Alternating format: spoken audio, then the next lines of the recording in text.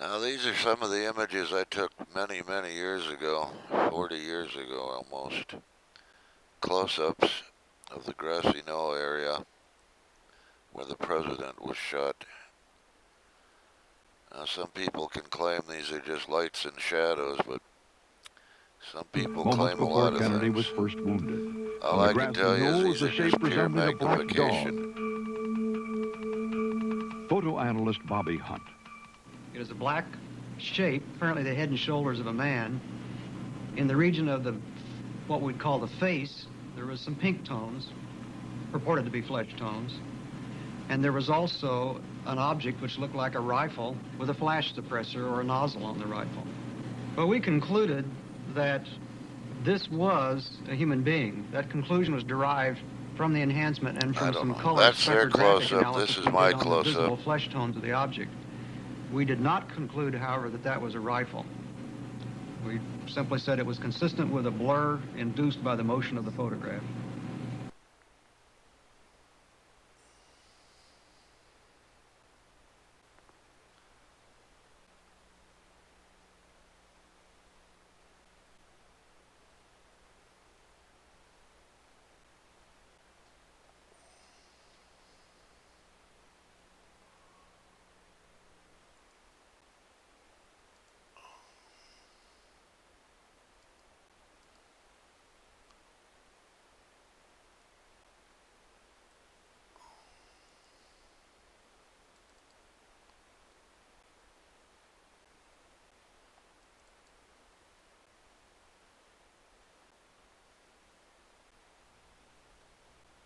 In a position that was closer than anybody else, just from by happenstance, that allowed me to look for some period of time at the president's head wound. This was a suspicious image as I was focusing on near the back of the wall. Perry, who was enlarging the wound in the neck to do the tracheostomy, told me that the small wound in the neck looked like an entrance wound.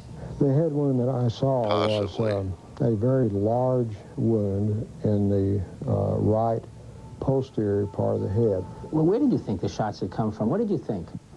But I think, even then, that I would have thought that this was certainly an exit wound in the back of the head, and that therefore the shot must have come from the front.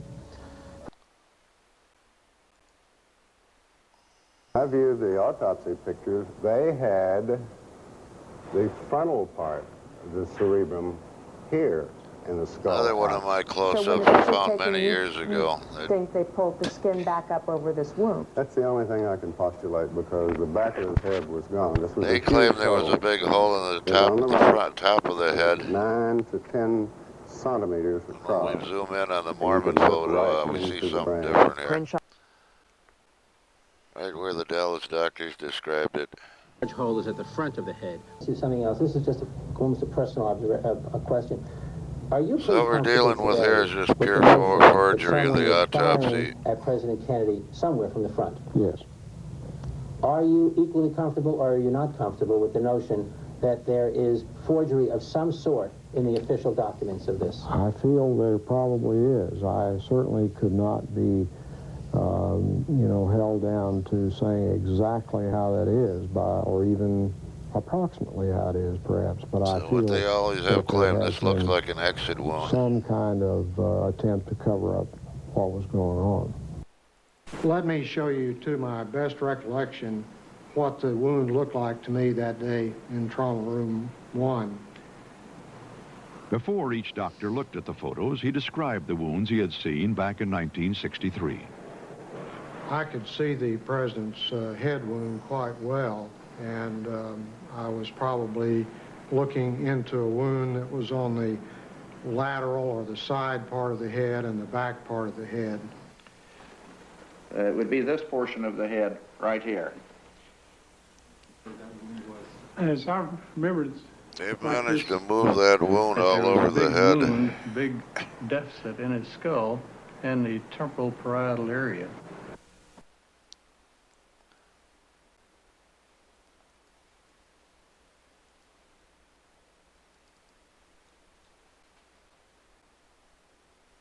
Right. He died of a gunshot wound. in the brain of a bullet right through the head. John Kennedy was obviously shot from the front. Everybody knows it. Virtually everybody in Dealey Plaza rushed to the Grassy Knoll, where they heard the sounds. It came from a fence between the book depository and the railroad track. From behind the overpass over there,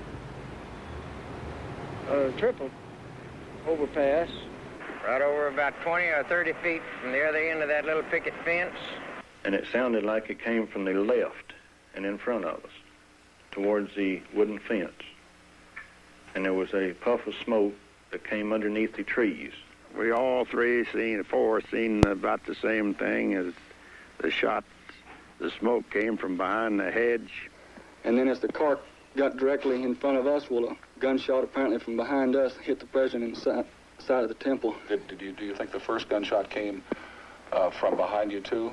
I think it came from the same location. Apparently back up on the it's interesting to note that almost every witness in Dallas described that wound in the back of the head. It looks like an exit wound.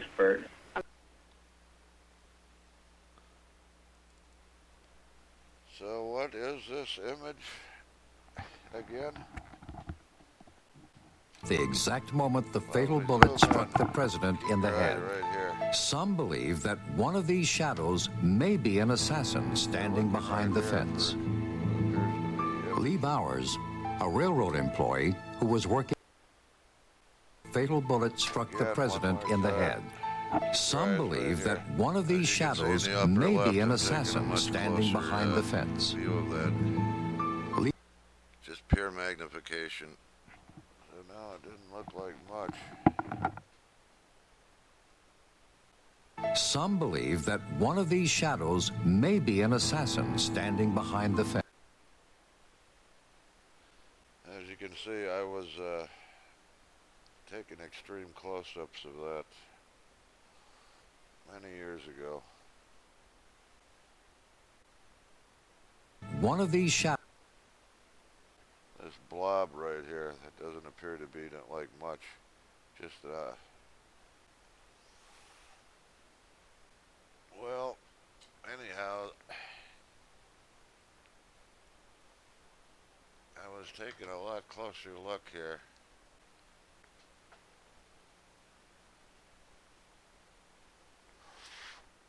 Let's see if you see what I saw.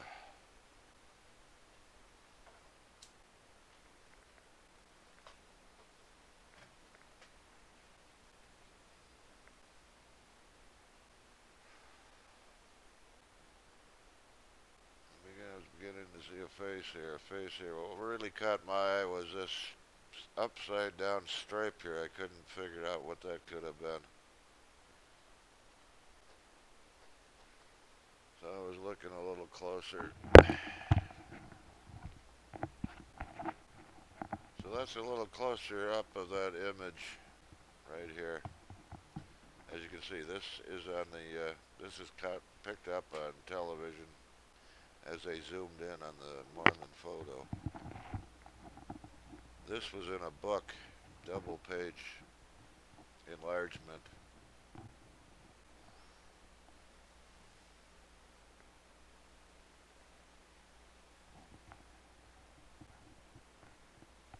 So you get the gist of it. I was looking there, and let's take him now.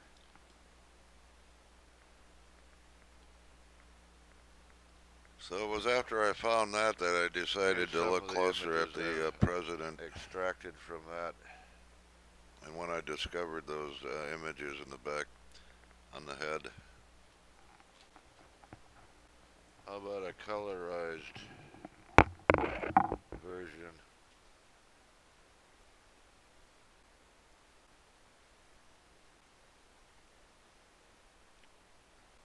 One face there, one face here. So you can imagine my surprise when I seen this image, and then I went to look at the president, and it all seemed to add up. Well, I gotta do it this way. I got all kinds of images here. Yes, there it is. Here's an independent close-up somebody did. I don't even know who it was, but this was a digitally enhanced version of the Mormon photo. They never even noticed this. I made a enlargement and I put it up here in the front. They were looking. So yeah, they were zooming in over here on this image right here. Back along here. It could possibly be a treat. But they never even noticed this. I know it's hard to see. I didn't see it for several minutes. And once I started putting the pieces together, once the brain starts putting the pieces together, like I say, all I was looking at was this upside down V. Let's see, there should be something. Yes, that upside down V.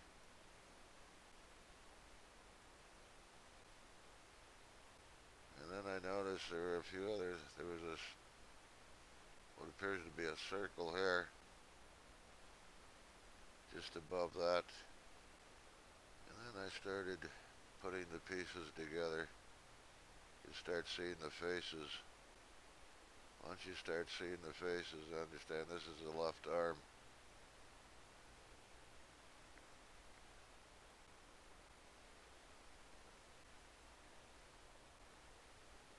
That's the History Channel. That's close up.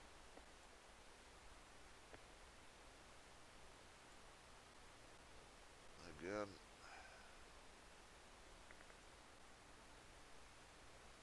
I'm losing my...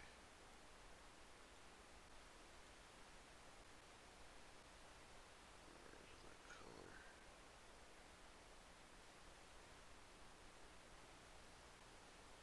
There's the colorized.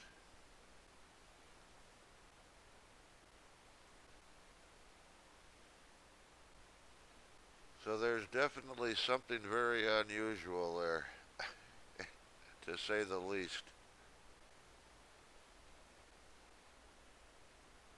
And when you put it all together, I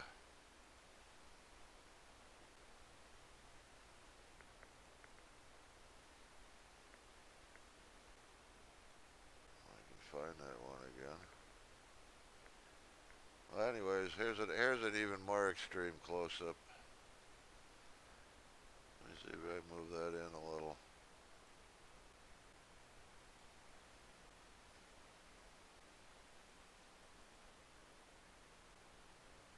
Now, this is very curious that at that distance, I mean, it's picking up this, and it does look like some writing much similar to this. That's a very long distance.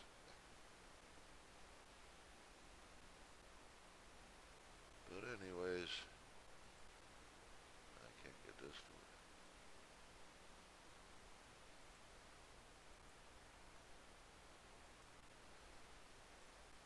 So anyhow, it's very curious that, if I can find that one.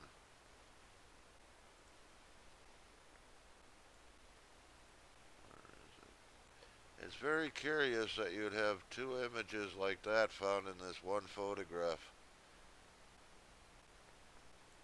And not only that, but